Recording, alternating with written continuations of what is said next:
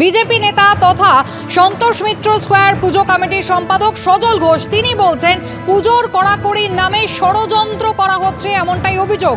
পুলিশকে ব্যবহার করেই ষড়যন্ত্র করা হচ্ছে এমনটাই অভিযোগ করছেন সজল ঘোষ। তিনি বলছেন গতকাল মমতা বন্দ্যোপাধ্যায়ের নির্দেশের আগে 18ই জুলাই সন্তোষ মিত্র স্কোয়ার পুজো কমিটিকে নোটিশ পাঠিয়েছে মুচিপাড়া থানা, অথচ অন্য কোনো পুজো কমিটি কিন্তু এই ধরনের নোটিশ পায়নি। সেখানে ভিড় সামলানো থেকে শুরু করে আরও একাধিক নির্দেশিকা কিন্তু নোটিশে দেওয়া হয়েছে। সেই নোটিশ আপনারা দেখতে পাচ্ছেন।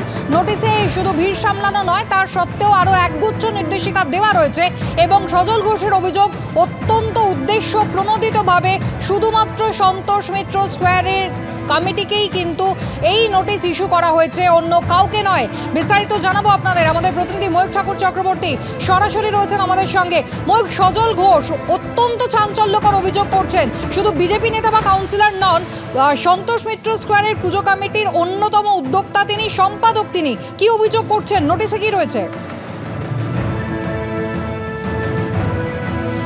দেখো কুসুমিতা, সজল ঘোষ সন্তোষ মিত্র পুজো কমিটির যিনি উদ্যোক্তা, তার যেটা অভিযোগ যে গত 18ই জুলাই মুচিপাড়া থানার তরফ থেকে তাকে একটা নোটিশ পাঠানো হয়েছে, তাকে নয়, সন্তোষ মিত্র স্কোয়ার পুজো কমিটির যিনি সম্পাদক, যিনি সেক্রেটারি তাকে। এবং সেই নোটিশে পুলিশ আধিকারিকরা যেটা বলেছেন রীতিমতো অর্ডার ডাইরেকশন এটা কলকাতা পুলিশের তরফ থেকে যে সার্ফি লাইট থেকে লেজার লাইট এগুলো সন্তোষ মিত্র স্কোয়ার পুজো কমিটির যে প্যান্ডেল সেখানে ব্যবহার করা যাবে না। 2, এন্ট্রি এবং এক্সিট যে পয়েন্ট সেটা আরও পরিসর আরও চওড়া করতে হবে এবং মেলা হতো সেই পুজোর ঠিক পাশে সন্তোষ মিত্র স্কোয়ারের সেই মেলা স্থানও পুলিশের তরফ থেকে করে দেওয়া হয়েছে। শুধু তাই নয়, যে স্টল, এই বড় পুজোর আশেপাশে স্টল বসে, প্রচুর হকার, প্রচুর ব্যবসায়ী তারা স্টল করেন, সেই স্টলও কোন জায়গায় নির্দিষ্ট করে করতে হবে বা পারমিশন আছে কি না সেটাও পুলিশের তরফ থেকে বলে দেওয়া হয়েছে। গত বছর সন্তোষ মিত্র স্কোয়ার পুজো কমিটির তরফ থেকে 12টা সিসিটিভি ক্যামেরা লাগানো হয়েছিল। কলকাতা পুলিশের তরফ থেকে বলা হচ্ছে এই 12টা সংখ্যাটা অ্যাডিকুয়েট নয়, এই সংখ্যাটাকে 35 করতে হবে। এরকমই আরও একগুচ্ছ নির্দেশ, সেটা কিন্তু এই সন্তোষ মিত্র স্কোয়ার যে পুজো কমিটি তাকে কলকাতা পুলিশের মুচিপাড়া থানার তরফ থেকে পাঠানো হয়েছে এবং বলা হয়েছে যে ইমিডিয়েটলি এই জিনিস যে নির্দেশিকা দেওয়া হয়েছে সেগুলো যেন এই পুজো কমিটি মানতে বাধ্য হয়, না হলে পুলিশি হস্তক্ষেপ হবে। এবং এই নোটিশ পাওয়ার পর সজল ঘোষ যেটা দাবি করছেন যে কলকাতার বাকি যে দুর্গাপুজোগুলো রয়েছে তাদেরকে কিন্তু এখনো পর্যন্ত পুলিশের তরফ থেকে কোনো লিখিত নোটিশ পাঠানো হয়নি।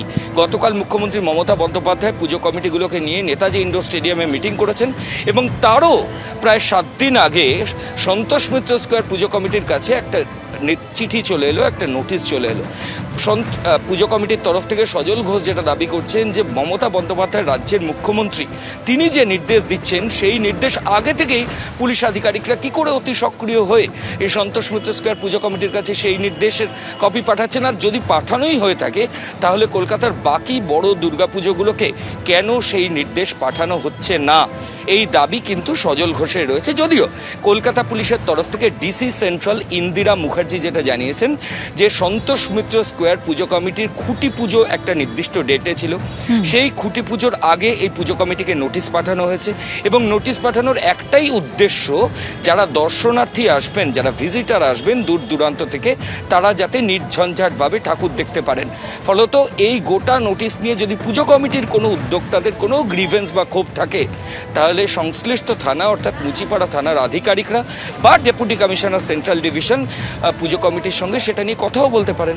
এটাই কিন্তু ডিসি সেন্ট্রালের তরফ থেকে বলা হচ্ছে যে দর্শনার্থীদের সুবিধার জন্যই এই নির্দেশিকা, যাতে প্যান্ডেল হয়ে যাওয়ার পর তো আর নতুন করে কিছু করা যাবে না, কাজে প্যান্ডেল শুরু হওয়ার আগেই যাতে নির্দিষ্ট নিয়ম মেনে পুজো কমিটি সেটা করে। কিন্তু সজল ঘোষ বলছেন পক্ষপাত দুষ্ট হচ্ছে এবং একটা পুজো কমিটিকে বেছে নেওয়া হয়েছে, এমনটাই মারাত্মক অভিযোগ কিন্তু তিনি করছেন। আমাদের সঙ্গে থাকো।